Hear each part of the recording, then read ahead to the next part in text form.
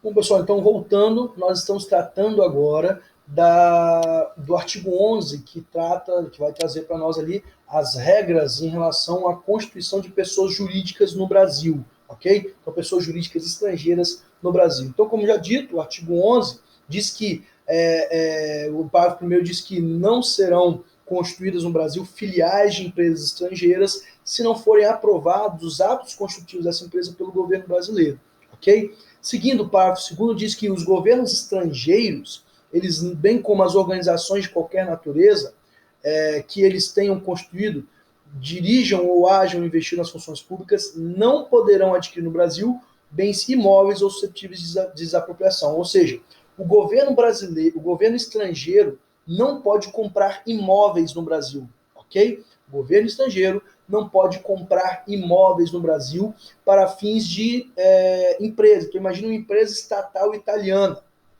Ela pode atuar no Brasil? Pode, desde que autorizado pelo governo brasileiro. Porém, ela não pode adquirir imóveis, não pode adquirir, ou seja, ela vai ter que alugar um determinado local, mas ela não pode adquirir imóveis. É o que diz o parágrafo segundo, ok? O parágrafo terceiro diz: os governos estrangeiros podem adquirir a propriedade dos prédios necessários à sede dos representantes diplomáticos ou dos agentes consulares.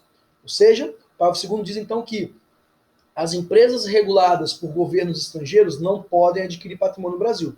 Mas os governos estrangeiros podem adquirir patrimônio no Brasil para fins de alocação de suas sedes diplomáticas. Então, imagine a sede diplomática, a embaixada dos Estados Unidos no Brasil.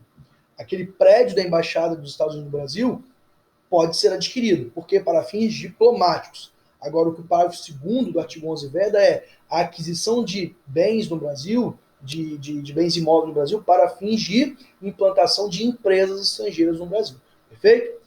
Seguindo, artigo 12, agora vai começar a tratar da competência judiciária. Então veja que até aqui nós vimos a lei aplicada ao caso concreto. Vimos do artigo 7º até ali o artigo 10, a lei a ser aplicada para o nascimento, para casamento, para divórcio, para sucessão, perfeito? Vimos também, agora no artigo 11, as regras, o direito material aplicado para a instituição de pessoas jurídicas. Agora, do artigo 12 em diante, nós vamos analisar a competência, ou seja, nós vimos qual é a norma jurídica aplicada ao caso concreto, qual é a lei a ser aplicada.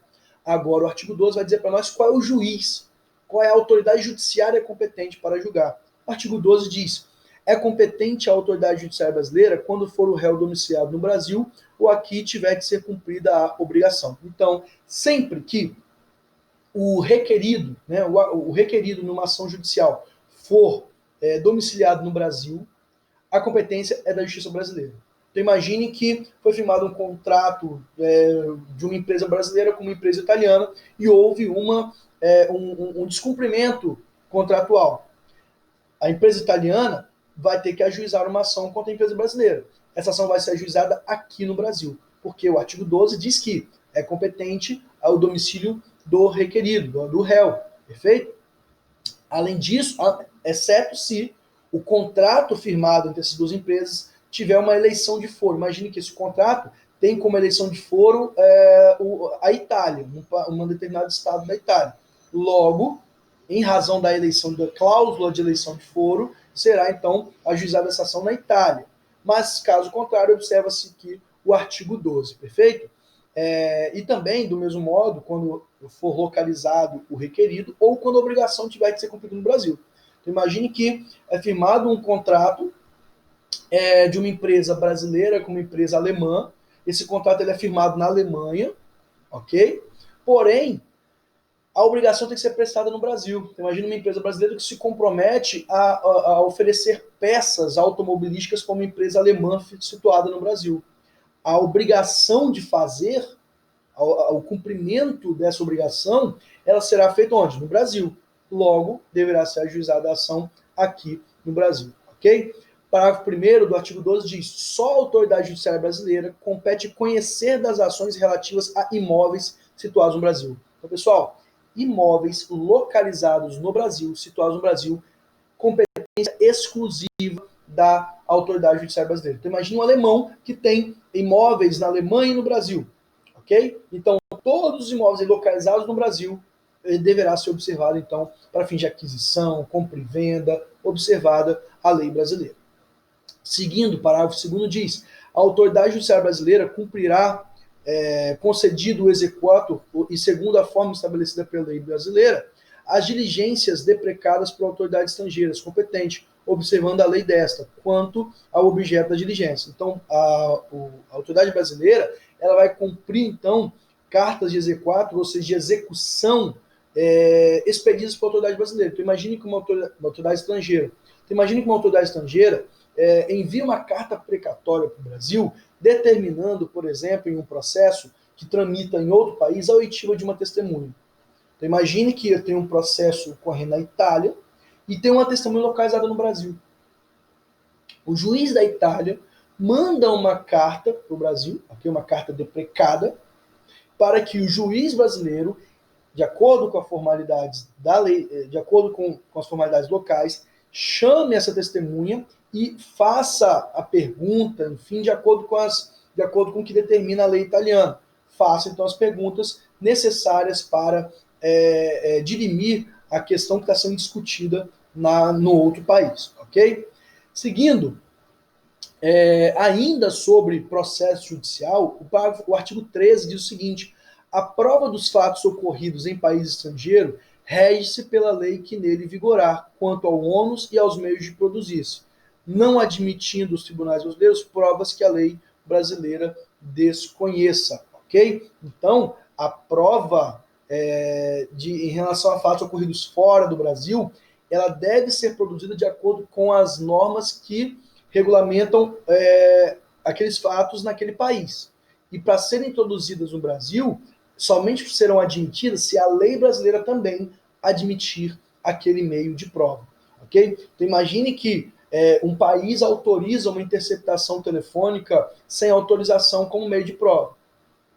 Então, veja, esse meio de prova, a interceptação telefônica sem decisão judicial, é autorizada num determinado país. Mas no Brasil ela não é autorizada, logo não será admitida pela lei brasileira, ok? O artigo 14, pessoal, traz para nós o seguinte: não conhecendo a lei estrangeira, poderá o juiz exigir de quem a invoca a prova do texto e vigência, perfeito? Então o artigo 14 diz que qualquer lei estrangeira que seja invocada em um processo judicial, caso o juiz não conheça, ele vai exigir que seja apresentada o texto dessa lei, bem como a sua interpretação, ou seja, será determinado um intérprete judicial juramentado para fazer ali a interpretação, a tradução daquela lei, perfeito? E aí, pessoal, seguindo, né, o artigo 15 em diante, a gente finaliza aí o estudo das normas de direito brasileiro em relação naquilo que importa para nós no direito internacional privado. Então, o artigo 15 vai tratar ali da execução das sentenças estrangeiras no Brasil, ok? Então, o artigo 15 vai dizer para nós quais são os critérios para se executar uma sentença estrangeira no Brasil, enfim, vai tratar, finalizando aqui até o artigo 19, de todos os aspectos processuais, enfim, relacionados à aplicação da lei estrangeira no Brasil e à execução de sentenças estrangeiras no Brasil.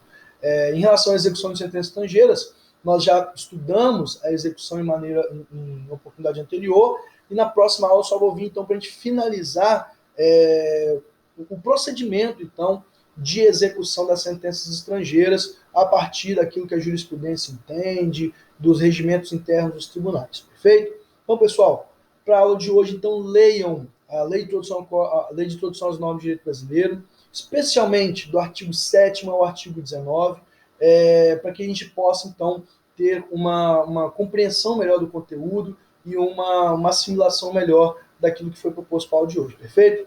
Nós já estamos praticamente encerrando o nosso conteúdo programático do semestre. Acredito que para mais 2 aulas eu consiga terminar todo o nosso conteúdo. A gente vai ter um tempo muito bom aí para frente para poder trabalhar com calma todo o nosso conteúdo, perfeito? Muito obrigado, então até a próxima, tchau, tchau.